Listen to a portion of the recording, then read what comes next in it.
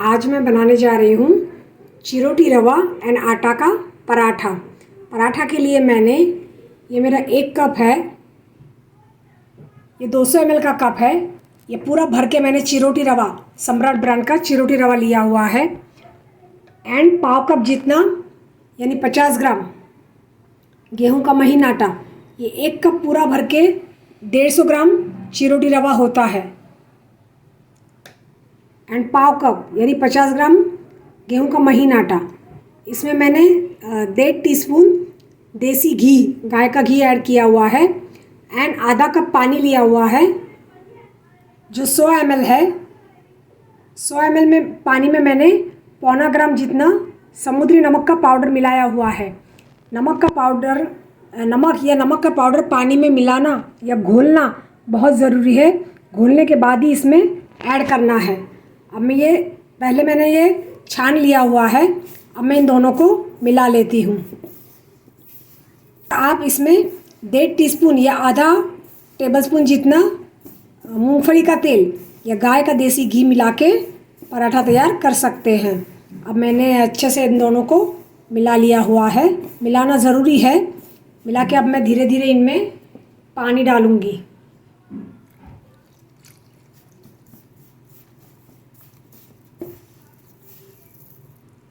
एक टिप है कि चिरोटी रवा एंड आटा दोनों मिक्स करने के बाद ही उसमें मोयन यानी घी या तेल का मोयन ऐड करके बाद में मिला के नमक वाला पानी ऐड करके ये थोड़ा सॉफ्ट डो तैयार करना है।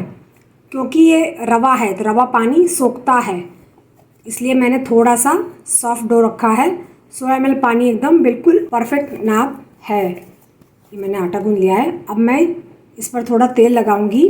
तेल करके इसे चिकना करूंगी ताकि उसकी जो ऊपर की ऊपरी परत है वो सूख न जाए। और इसे मैं 10-12 मिनट के लिए ढक के रखूंगी। और बाउल इतना बड़ा लेना है कि छानते समय रवा एंड आटा बाहर बिखरे नहीं। ये मेरा 14 सेंटीमीटर नीचे से चौड़ा एंड ऊपर से 22 सेंटीमीटर चौड़ा स्टील का एक बड़ा बाउल है। अब मैं इसे ढक के 10-12 मिनट के लिए रखूँगी। 12 मिनट के लिए मैंने डो को ढक के रखा हुआ था।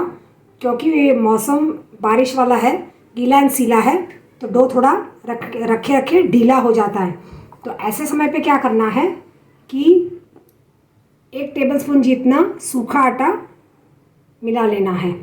मिला के वापस गूंद लेना है ताकि पराठे बेलने में बेहद आसानी रहे।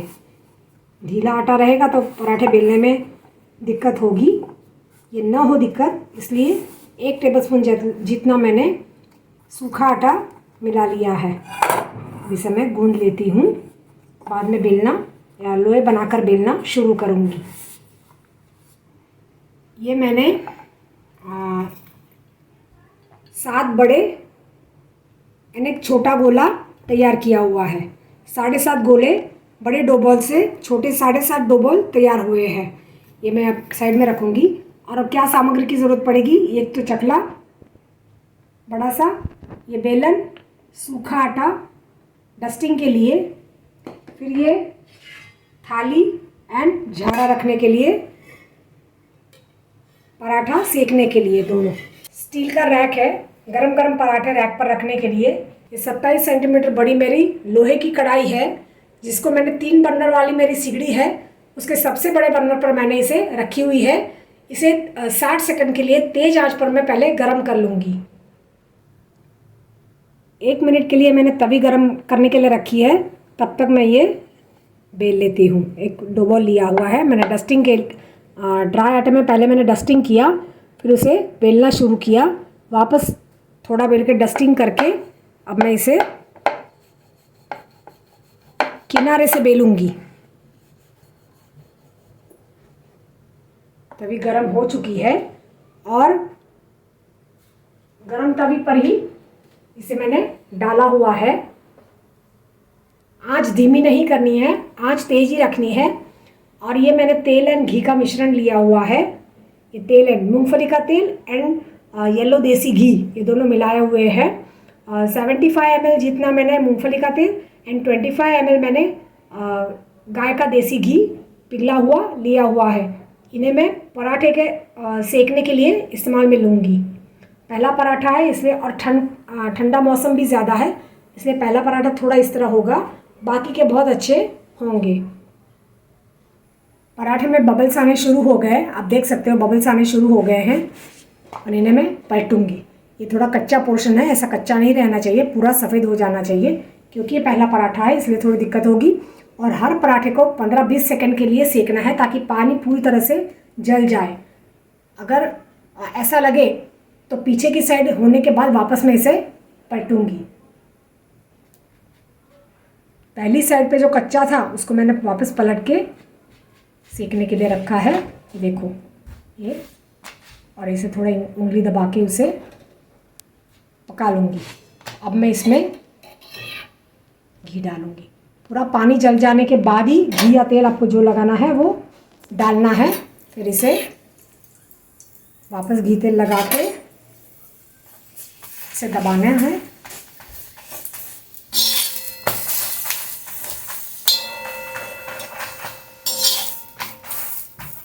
कुरकुरा, खस्ता, बेहद ही उम्दा टेक्सचर वाला ये पराठा तैयार होता है। और मैं आपको दूसरा भी करके दिखाती हूँ। आंच धीमी ही रखनी है, पराठा सीख जाने के बाद आंच धीमी रखनी है। ये हमारा पहला पराठा चिरोटी रवा एंड आटा का तैयार है। अब मैं आपको दूसरा बना के दिखाती हूँ। दूसरा पराठा मैंने बेल के रखा हुआ है। इसे 16 सेंटीमीटर डायमीटर में इसे बेलना है। इसको नापने का कारण यह है कि पराठे की मोटाई इतनी होनी चाहिए कि जब हम गीली सब्ज़ी में पराठे के टुकड़े को डुबोए तो वो टूट नहीं जाना चाहिए या पिचक नहीं जाना चाहिए। इसके लिए इसकी मोटाई का माप लेना ज़रूरी है। ये मैंने बेल के रखा हुआ है। अब मैं इसे तवे पर डालने के बाद आंच धीमी नहीं रखनी है, मीडियम तेज़ रखनी है, क्योंकि ठंडा मौसम है। अब दूसरी तरफ भी सिक रहा है। 15-20 सेकंड के बाद दूसरी तरफ सिक रहा है, तब तक मैं इसके ऊपर घी तेल का मिश्रण डालूंगी। अब इसे मैं पलटाऊंगी। अब आंच तेज कर देनी है। जब हम पलटे बाजू आंच तेज कर देनी है और इसे ऐसे दबाते दबाते फुलाना है।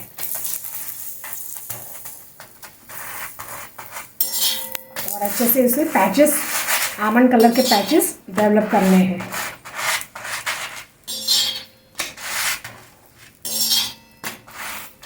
अब इसे मैं रैक पे रखूंगी।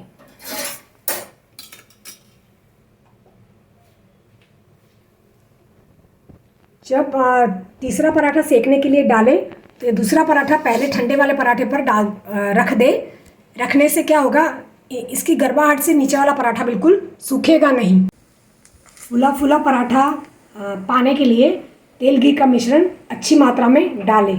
इससे पराठा काफ़ी फूला फूला मिलता है। तो तैयार है करारे, क्रिस्पी, कुरकुरे चिरोटी रवा एंड आटा पराठे। दाल वरण के साथ परोसे, आलू के रसे वाली सब्ज़ी के साथ परोसे, राजमा के साथ परोसे, या किसी भी बीन्स की ग्रेवी वाले बीन्स के साथ परोसे, ब्लैक टी के साथ परोसे। फर्स्ट क्लास फ्लेवर्स ऑफ पराठे। मस्ट ट्राई चिरोटी रवा आटा पराठे। Thank you.